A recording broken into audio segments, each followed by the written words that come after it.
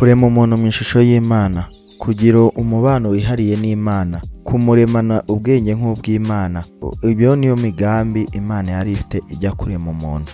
Tubikomeze neza tugere mu gitabo cy'Itangiriro, igice cya mbere 26 kugera 27, havuga ko Imana yaremye umuntu mu ishusho yayo, bivuze ko yamuteguriye kubaho, akabaho nk'umunyabwenge kandi akabaho mu buzima bwiza. Muri icyo gitabo twambukaho gatoya, ubwo Imana yari guhereza umuntu inshingano, yamubwiye ati genda ku isi utegeke ibirimo byose, utegeke ibyo usanga mu byose. Ikindi kintu Imana yari ifite ku muntu ijya kumurema, ugucungura ndetse no guhabwa ubugingo buhoraho. Iki ni cyo kintu gikomeye cyane, iki kintu kirakomeye cyane, mujye mucyumva neza. Gucungura ndetse no guhabwa ubugingo buhoraho, icyo ngicyo ni ikintu gikomeye cyane Imana yari yateguye cyane ku muntu ijya kumurema.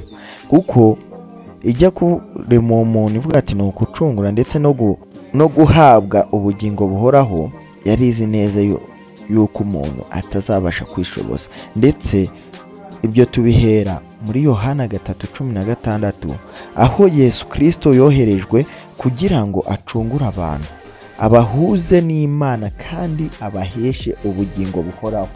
Niko muri Yohana 3:16 bivuga. Ubwo urumva umuntu ubwe yari agiye gucungurwa na Yesu Kristo ubwo yazaga. Muri make rero, umugambi w'Imana ku buzima bw'umuntu ni ukumumenya ndetse no kubana nawe, kuko Imana yari ifite umugambi ku muntu yo kumumenya ndetse no kubana nawe. Gukora ibyo Imana ishaka nawo ni umugambi Imana yari ifite ku muntu. Gukundana ndetse no gukorera abandi, ibyo nabyo Imana yari ifite ku mugambi ku muntu. Icy'ingenzi cyane ni uguhabwa ubugingo buhoraho binyuze muri Yesu Kristo. Uwo mugambi wo guhabwa ubugingo buhoraho binyuze muri Yesu Kristo. Ese wahawe ubugingo buhoraho binyuze muri Yesu Kristo? Ese ibi bintu hari ubwo ujya ubibona? Uzasoma igitabo cya Yohana neza muri 3, uhere nko kuri 15 kugera 20, uzareba neza ukuntu twahawe ubugingo buhoraho muri Yesu Kristo. Muririmbyi wuzuye umwuka wera waririmbye ngo nahawe ubugingo buhoraho rwose, kandi ubwo bugingo ni Yesu. Ubwo bugingo ni Yesu, kuko Yesu ubwe niwe wongeye kumesha ubugingo. Ese wizeye yuko ku munsi w'imperuka, ese ujya utekereza nyuma y'imperuka ukuntu uzaba ubayeho? Ese ujya utekereza nyuma yo gupfa, ugasengera ubugingo bwawe bwa nyuma yo gupfa? Ese uyu munsi reka mbaho umukoro umwe, uze kuba wafata usenge wowe ubwawe, winjire mu bugingo bwawe bwa nyuma yo gupfa.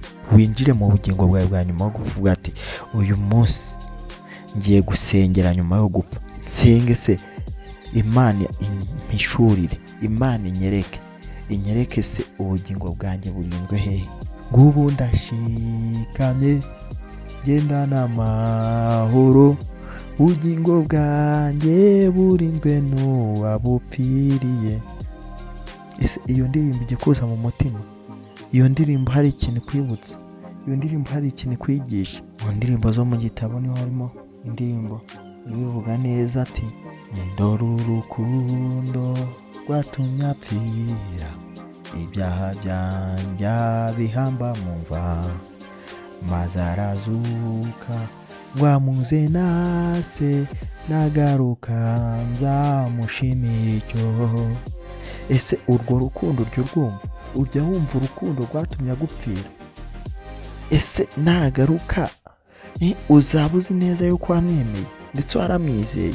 Ese ujya utekereza kuri iriya minsi 3 yamaze mu mva? Iriya minsi 3 buri uyitekereje neza wayihuza n'ibya Yona yamaze iminsi 3 mu nda y'urufi, rurongera ruramuruka. Biriya ni ibyagaragarazaga yuko hari undi uzaza none apfe yongera azuke azize ibyaha byacu. Hari undi uzaza apfe yongera azuke azize ibyaha byacu. Ese ubwo bugingo ubwo bugingo bwo kuba Imana yaraguhaye kuba umwana wayo biciye muri Yesu Kristo, ikaguhereza Mwuka Wera biciye muri Yesu Kristo.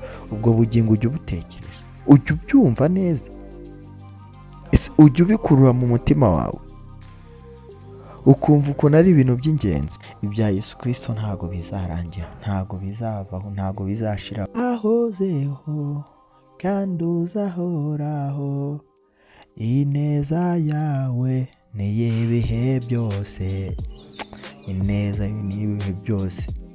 Ngo umuririmbyi yarakomeje ngo mpora ntangazwa n'imbabazi zawe, ngo nanjye nzibera mu kubaho kwawe. Ntiwibagirwe gukora subscribe, ntiwibagirwe kwamamaza ubutumwa bwiza.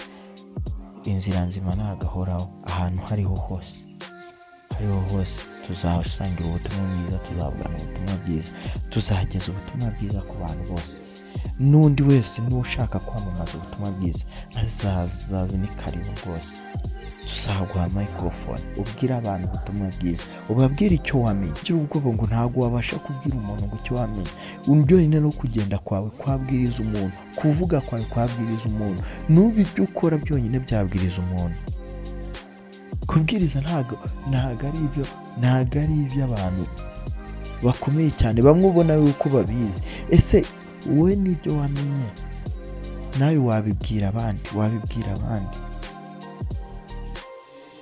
na status yawe yakamamaza ubutumwa bwiza, yababwira ubutumwa bwiza. Kuri story yawe ku ma Facebook yabwira abantu ubutumwa bwiza. Hari umuntu umwe wigeze ambwira ukuntu yakijijwe, arambwira ati njye nakijijwe ndimo kureba televiziyo, narebye televiziyo ngo ku isheni numva bari kuvuga ku bya Yesu Kristo, ndangije ndavuga ati reka nyihindure, ariko biguma binyaga mu nda.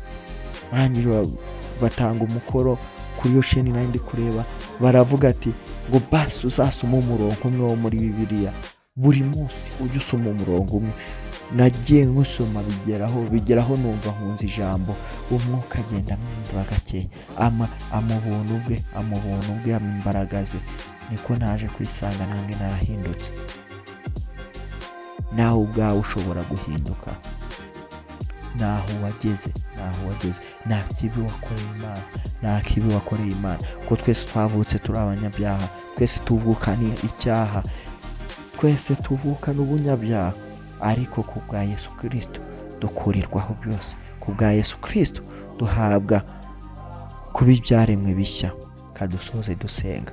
Uwiteka Mana nyir'ijuru, urakoze cyane ku bw'aya magambo, urakoze cyane ku bwa buri umwe wese waduhaye umwanya, urakoze ku bwa buri umwe wese Mana wafashe akanya akagera kuri iri sengesho. Ndakwinginze Mana kugira ngo uyu munsi ube umugisha kuri we. Ndakwinginze Mana kugira ngo uyu munsi ube intangiriro yiwe yo gukizwa. Ndakwinginze Mana kugira ngo uyu munsi atangire kugendana nawe, atangire kuvugana nawe, atangire kubonekirwa nawe, atangire kubaho mu buzima bwawe Mana. Ntaba ari we wigenga, ahubwo aba ari we umuyobora. Ntaba ari we wikoresha byose, aba ari we wimukoresha. Kandi ugende no mu muryango yiwe, ugere mu nshuti n'abavandimwe biwe, kugira ngo bose bamenye gukomera kwawe, bamenye imbaraga zawe. Urakoze Mwami. Amen.